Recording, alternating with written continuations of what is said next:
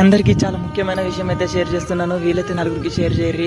ఎందుకోసం అంటే పొట్ట తిప్పలకాయ గల్ఫ్ దేశం పోయి కోబైట్లో చుక్కలు చూసినటువంటి మన శివన్న ఈరోజు మన ఇండియాకి అయితే వచ్చేసిండు. చాలా అంటే చాలా ప్రతి ఒక్కరికి హెల్ప్ చేసిన వాళ్ళకి నా తరపున కూడా థ్యాంక్ యూ చెప్తున్నా నేను.